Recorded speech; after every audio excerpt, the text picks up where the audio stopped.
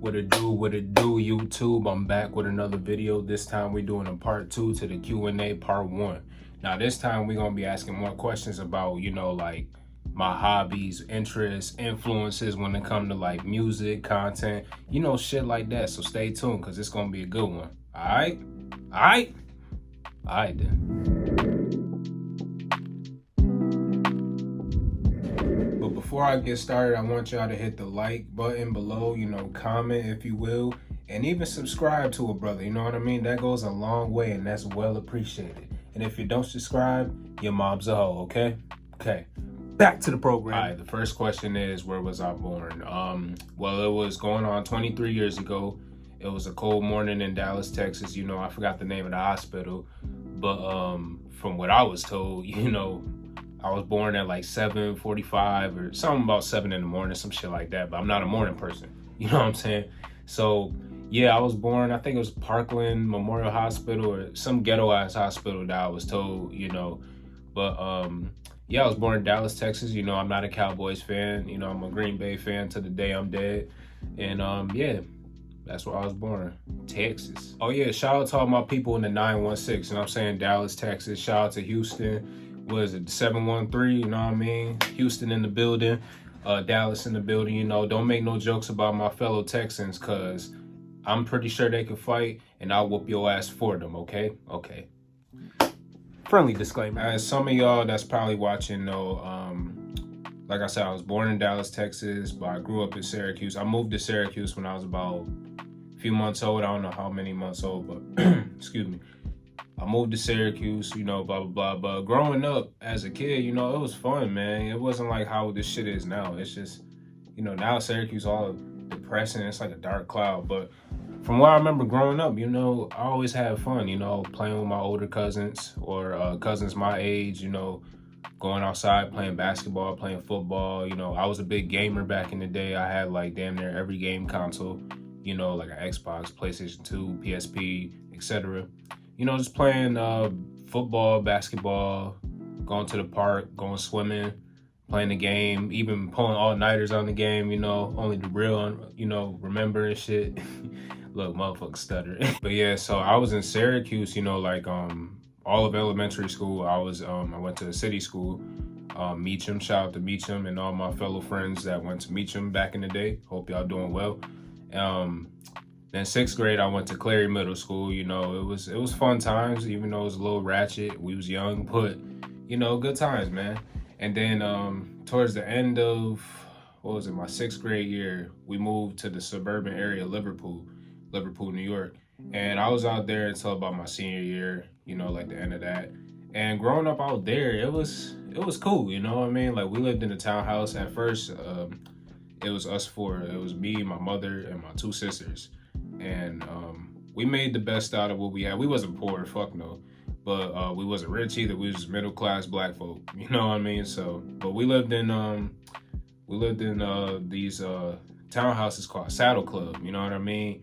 And we was just just having fun and enjoying life before COVID hit. Because COVID hit 2020. We moved out there 2012.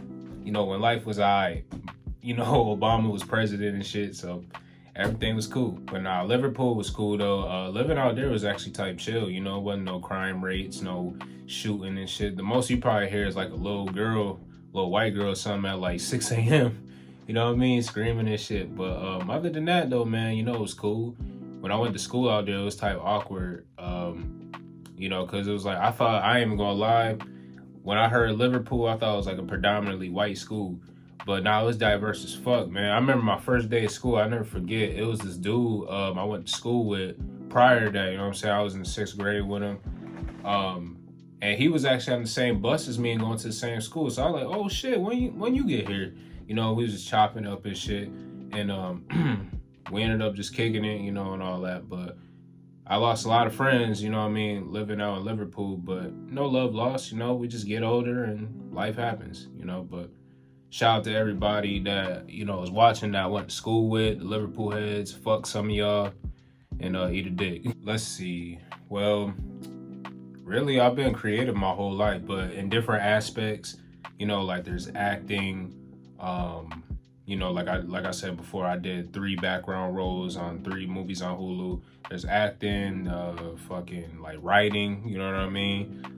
Rapping, being a musician, shit like that. But I want to say the age that the creativity first sparked was probably, from my knowledge, really since I was probably about 8, 9 years old, around that time, because it all started with the whole TV, acting shit. I've always wanted to be an actor since I was little, and I would like watch movies like Die Hard and fucking stuff like that. I watched little hood movies as well. I was a big hood movie fanatic, like Boys in the Hood, Belly, you know what I'm saying, State Property, shit like that. So I would reenact these scenes, and my ass ain't no tough guy, you know what I mean? I'll be holding an imaginary gun, talking about bah bah, But nah, other than that, I would watch like Family Matters, and I would just be like, you know what, this look fascinating. I want to do it someday. I want to be on a TV set. I want to be on a movie set.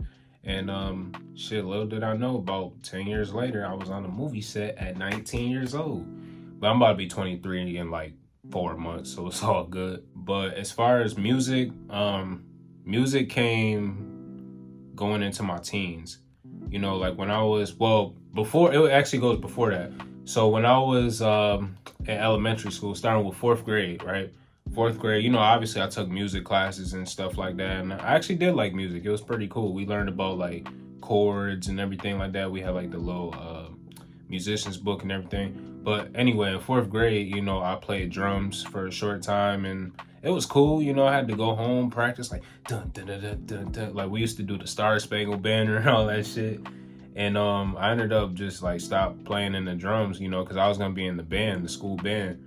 But I just gave up because it was just too much going on. And I remember also at that time, I think 4th and 5th grade, I was in the chorus. When we had the little Christmas concerts, I would my little fat ass would be in the crowd just singing, whatever we would sing back then. I don't remember that shit. That was years ago. But yeah, I was in the chorus. And I remember 5th grade, I played the trombone. You know what I'm saying? I remember I was in the after school program, and I used to carry this big ass trombone with me and shit on the bus. Carry that shit home because I lived on the south side, I think, not the valley, my fault. I lived in the valley, and I carried that big ass trombone in the house. I had to blow that shit, mind you. I was asthmatic back then. I was a little fat, chubby dude, you know what I'm saying? So I was like every fucking night, man. I used to hate that shit, but it was cool though. That's really when my whole like music creativity spark came, when I was about 4th, 5th grade type shit.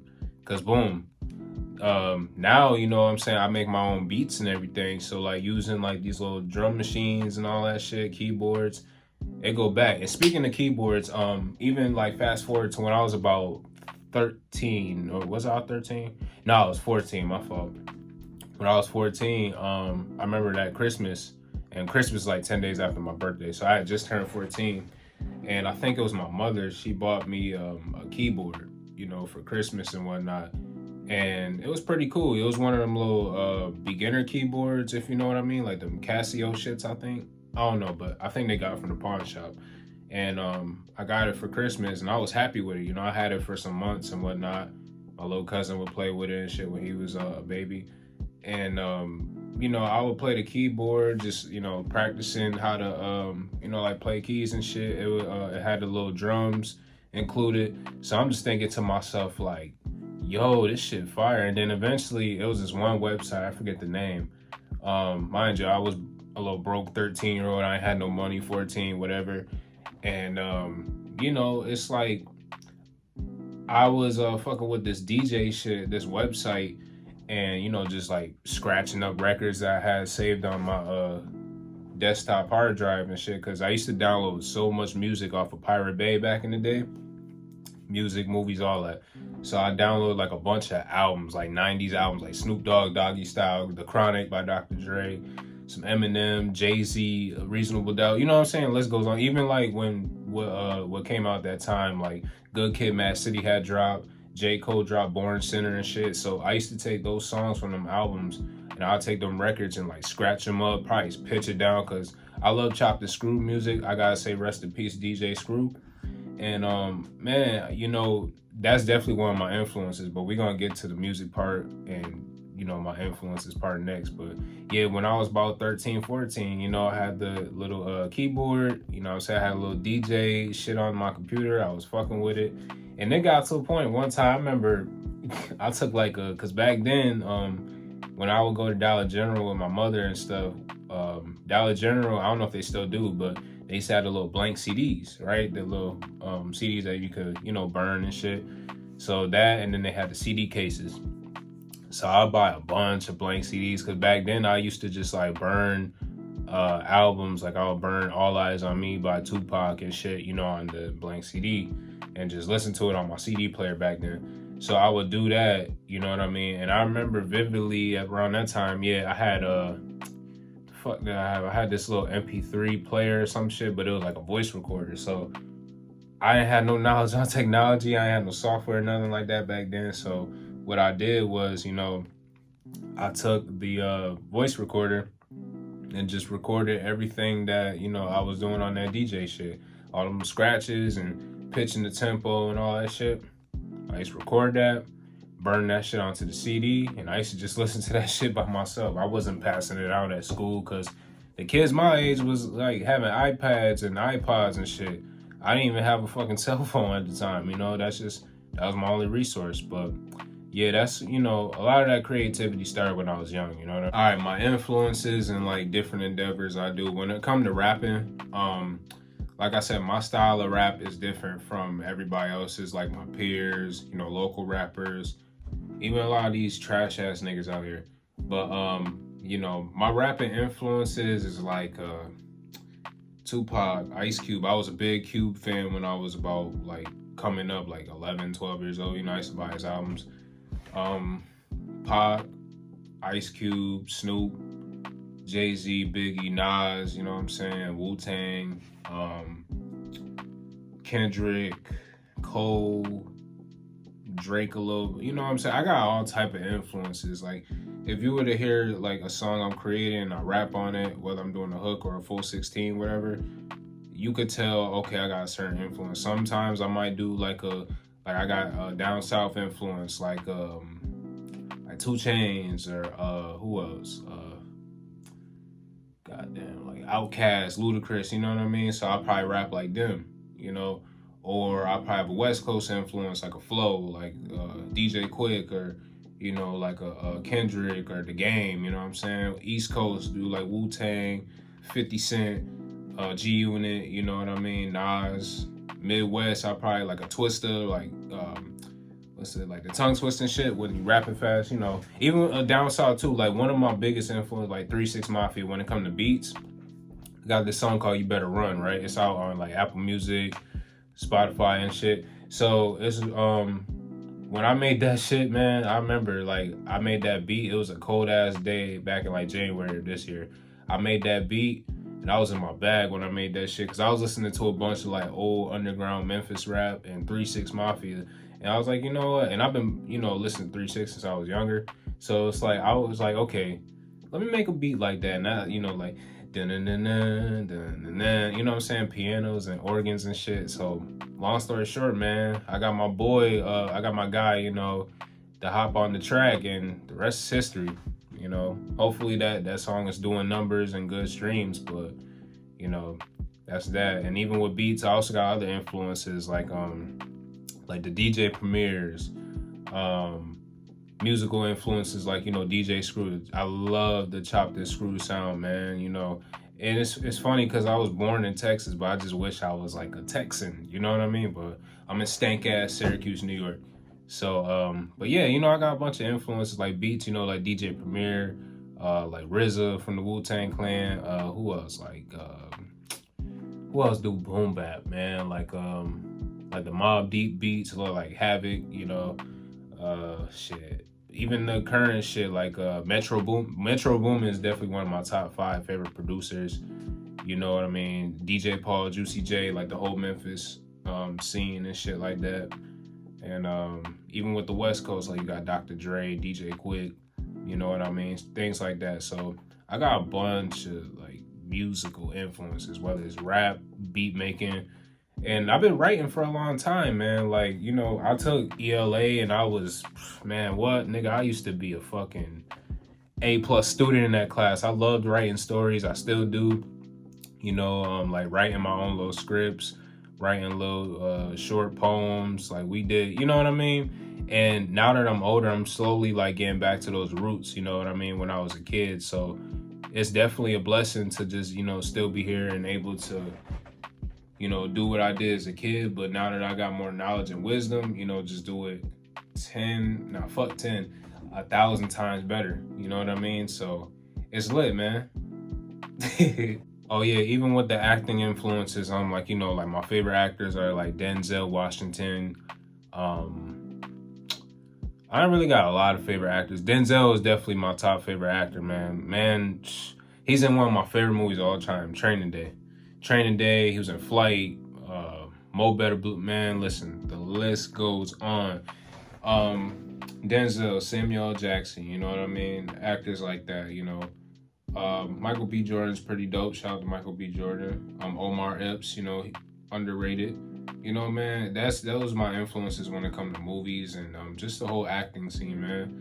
And I actually want to like I was looking forward to dropping like my own little short film, like maybe a cartoon. Who knows? You just have to wait and see. I ain't gonna tell y'all the sauce because some of y'all know. So the most fun time of my life so far at this current moment. Well, besides being on a movie set with like Vince Vaughn and shit like that, another fun time of my life that I can remember was like 3 years ago. I went on a cruise with me, my mother, my sister, my aunts and uncles, and we went to the Bahamas. We went to Nassau, we went to Half Moon Cay, and that was the time of my motherfucking life because I was 19, getting drunk as hell. I was meeting people. You know, it was pretty cool. You know what I mean? It was like on the boat. They had a nightclub. They had a comedy club where the comedian would come through. Captain's dinner. You know what I'm saying? They were serving good food. I had to piss a lot because I was drinking so much water. But you know, we got dressed up and everything. It was pretty dope, man. I would definitely do it again in the future and will. You know what I'm saying? At least one last time before I pass away. So. Yeah, it's gonna happen. My major goals right now, you know, is just to man, stay working, you know.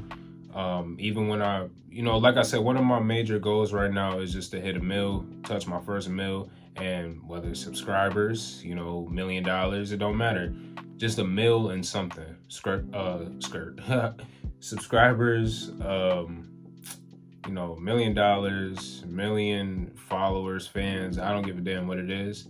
Even if it's 1 million cars, you know, I just want to keep going even when I reach my pinnacle and potential, you know what I'm saying? I just, like, that's one thing about me. A lot of people don't really give me credit for this, but that's okay because I always give myself this affirmation and credit every single night and day that I wake up and breathe, is that I'm really a hustler. And, you know, even when things go left, I always figure out a way for it to get right. So that's why, you know, I end up just like, you know what? My phone's fucked up right now, or maybe I'm not getting enough recognition on my content, whatever. I'm gonna just keep posting until things get better. You know what I mean? Even with this YouTube, you know, trying to stay consistent.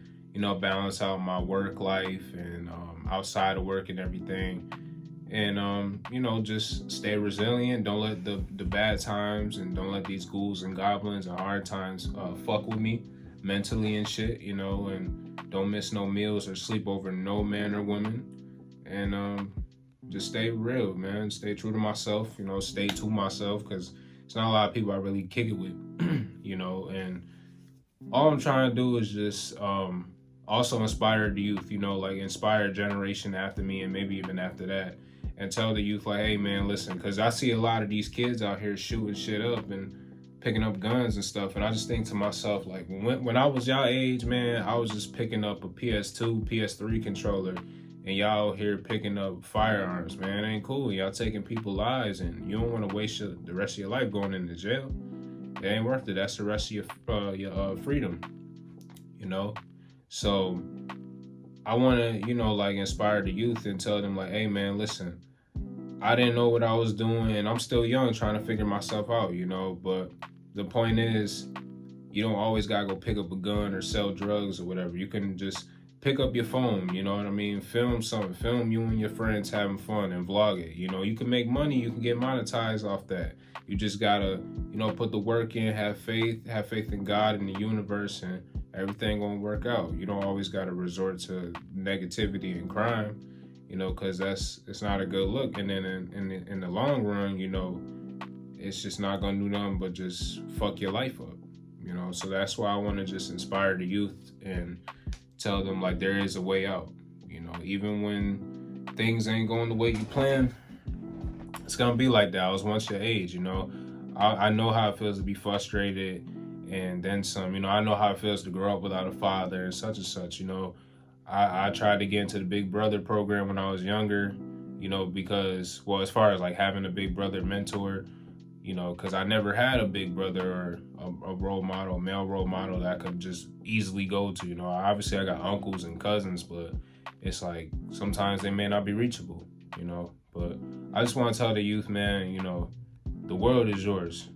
You just gotta, when you got your hand out, you know, above the planet, just don't use your hand to just do something negative with it.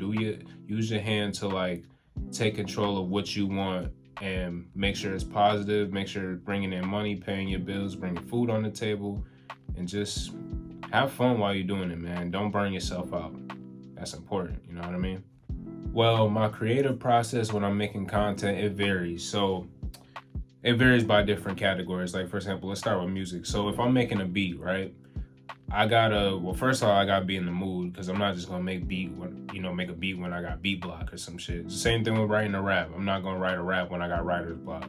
So when I'm making like beats and music in general, I gotta listen to like a certain type of music, like whether it's like some old school boom bap shit like Wu-Tang or Nas or Mobb Deep, or if I'm listening to like some jazz, you know, like feel like sampling or whatever it is. What I'll do, I gotta feel it.